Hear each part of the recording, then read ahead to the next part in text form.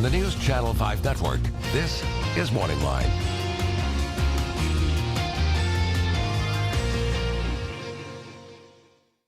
Good morning, everyone. Thanks for joining us on Morning Line. Nick Beres here with you on a Wednesday. As always, a good show on tap for you, and I invite you to join in the conversation. I know many of our viewers, kind of like me, we use a computer when we have to. I certainly use the computer here as a large part of what I do at work. And at home, my wife and I, I bank through my computer now, online banking. For a long time, I resisted it. And now I do it. And it's great and convenient, and it works well.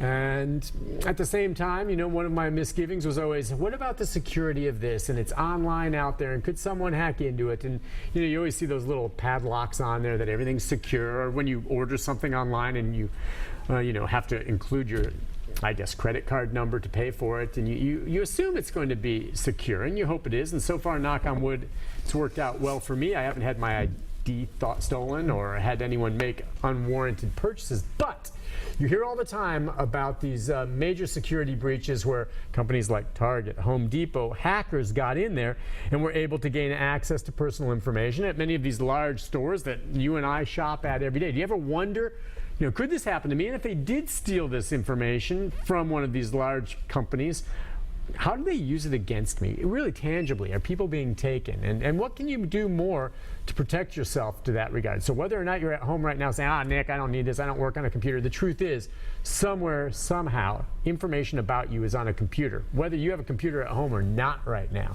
So I think it's a topic that we all should pay attention to. The number 737-7587. You see the topic is cybersecurity, and we're going to talk about it this morning with an IT security expert with us, Ubaldo Lopez. Good morning to you, Morning, sir. Morning, Nick. How you doing? Nice to have you on. IT, Information Technologies. Yes, thank you. A security expert. And what's interesting about him is he has a degree and a background now in a field that did not exist when most of us were kids, certainly, right, or really within the past decade or two.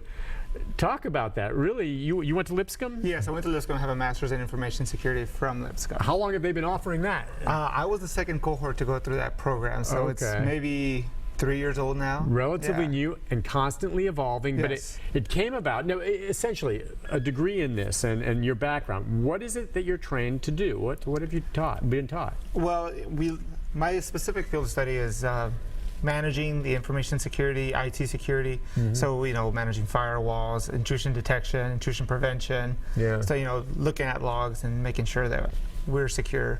Which every business that I think these days has all their information on computers needs something like that to keep unwarranted visitors from getting in, right? Correct. We have that at News Channel 5. Now on a very light level, we have those filters that try to, block out spam emails that we get. But I imagine there are firewalls in place here that are far beyond what I understand at Channel 5 that could keep someone from hacking in during a newscast and shutting down our teleprompter or something, right? Yeah, correct. there's different avenues that attackers are taking now. It's not just about getting information.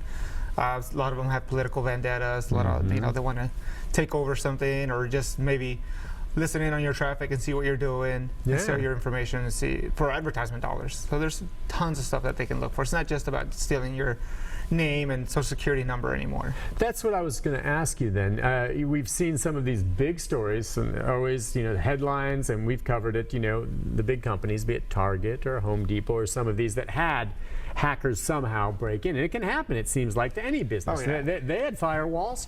They're doing their due diligence, but it seems like every time you set a wall, those hackers find a way to get around it, and you have to upgrade your security. So when a hack like that happens, what do you think? What are they after there, and what will they do with it? Well, everything's evolved so fastly now.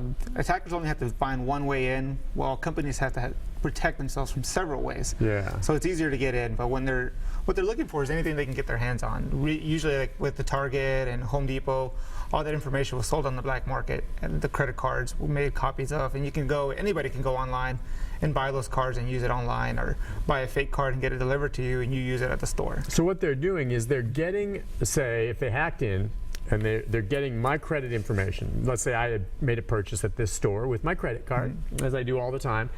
They've hacked in, and that was on a record, and so now they see, well, here's this guy Nick Beres, and here's his MasterCard number. All right, we're going to take his number and his name They use my name too, and they will use that to print up counterfeit cards with my name and number on there. Right. Now, is there a magnetic strip still on the back? Yes. Yeah, it works just as a normal credit They can card. do everything to make it just like the same, even with the security code on the back. Correct, Will they because have that? it's all the other information's on the magnetic strip. On the magnetic strip. So they've hacked in, they get all that, and then what they'll do is you can put it on the black market, they'll sell that card, someone can use it, Right. and the bill comes to me. Right. It'll come straightly out of your account because it's still linked to your account number. Now, to your have they bank done account. that? Now, that's with credit card information. If I used a debit card, that's even more of a concern. Credit cards, again, I'll get the credit card bill, and they'll say, wow, these bills, I'll say, this wasn't mine. Credit card companies have to deal with that. Correct. More. If someone is able to get hold of my debit card number and clean out my bank account, I don't know how much liability the bank has to make good on my loss there. There's usually, they have some kind of provision in there. Different banks, they vary about how much protection they offer you. Yeah. It could be, your whole account is covered. It could be a certain percentage of it is covered. Yeah.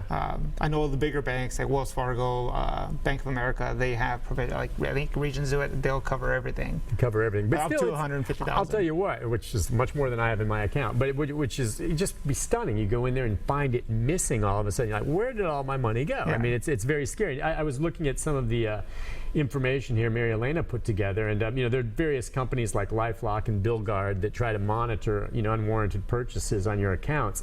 And the estimates, I guess, are that in the Home Depot breach back in a while back, thought to have sold the hackers the customer payment data on the black market, and they could have made up to $50 million selling the information from that Home Depot breach. I mean, it's a booming business. Results in about $3 billion in fraudulent charges, which ultimately, come back to all of us one way or the other. We're paying for it as the consumer, I would imagine. Yeah, because banks are going to raise fees to cover those losses.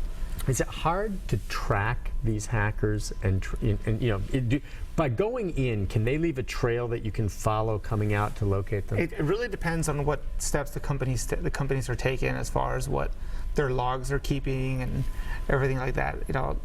Everything's advancing, so there's so much going on, and it's hard to look at millions and millions of logs all at once. So, right. I mean, and you know how high tech it is. I mean, you've heard the stories about how NSA and top security within our government here a few years back actually found a way to hack into the Iranian nuclear program. Stuxnet, Yeah, which was incredible. And what an amazing weapon. Instead of having to go bomb whatever they're building in a nuclear reactor there in Iran. Correct. You hack in and just shut them down from the outside, which I thought's awesome. But then you realize someone can do that to you. Correct. But what about the technology that goes into that? I mean, that boggles my mind. Now, I'm guessing in Iran, they don't have some high-tech firewalls we have here, but they were able to hack into it. How many people in the world can do something like this? Don't you have to have an amazing amount of expertise? Really, you just need a really powerful computer system. Those are easier to get. Sure. And you have to have some level of expertise to do, get behind firewalls and look for ways in and develop malware. But you can buy malware on the black market itself and use it. Tell people what that is, malware. So malware goes into computers, pretty much anything that connects to the internet, and then it can either steal information, it could shut your cell phone, computer, tablet down, or it could just lie dormant waiting for you to do something or access a site that they're specifically targeting and then become active. Meaning it's sitting there waiting, and once you activate, or you do something and access it yourself, it opens the door and it jumps in. Yeah, say they're looking to get it specifically, they're targeting a company that you work for and they're trying to get in. Or they're going to wait, it can lie dormant till you access something on the network with either your computer or your cell phone, and then it recognizes the IP space, and then it becomes active and tries to inject itself. Have the laws changed? I mean, to do this, what they're doing, this type of hacking, it's illegal? It is. Okay, it is illegal, which I knew the answer to that. But I mean, it's something that's a new law because the hacking is relatively new, what I mean, in the last several decades. But there are questions about once things go out there on Facebook or otherwise, public domain and people gaining access. I mean, talk about that. The law, it's pretty clear cut, though. If you're hacking into someone's secure website or database, it's illegal. Right, correct. Yeah, the FBI is constantly looking for people, and lots of companies have relationships with their local FBI field office, and the FBI was actually, they warned CHS before the breach happened that they were weak. Okay. And the medical sector as a whole has been deemed to be a little weak, so there's been some work. Yeah, So the there's heart warnings bleed on was that. I don't know if you heard about heart bleed. It was Talk the big about bug that was in the SSL encryption. Okay. Lots of it was out earlier this year. It's huge. One of the biggest data holes that's been discovered in recent history, and that's CHS, I guess, was a little slower to patch their systems, and that's how people were able to get in. So it's good. So the FBI is trying to give early warnings. What's interesting about it is, you just don't hear as much about individuals being prosecuted or getting caught doing this. I mean, the last one I can remember is that student that hacked into Sarah Palin's database back a ways, I mean, I remember that, but I mean, we don't know that they're going to catch the people responsible for this Home Depot hack. It's usually out of the country. Yeah. You have places like Russia, China, Czechoslovakia, other places, Serbia, where maybe there's not the extradition laws that we have here in the U.S., so it's, they can harbor themselves there. Or you have nation-state actors like China. China's a big one. They have the advanced persistent threats. You have APT1, where it's part of the government, but it's not really part of the government. So it's kind of hard to prosecute all that. So interesting. All right, listen, we've got more to talk about. We have to take a break. When we come back, if you're on hold, and we've got a few calls already coming in, stay there. Questions is, you think about your situation and where your data is, or got the expert on here to talk about exactly cybersecurity. The number 737-7587. We'll be back with more right after this.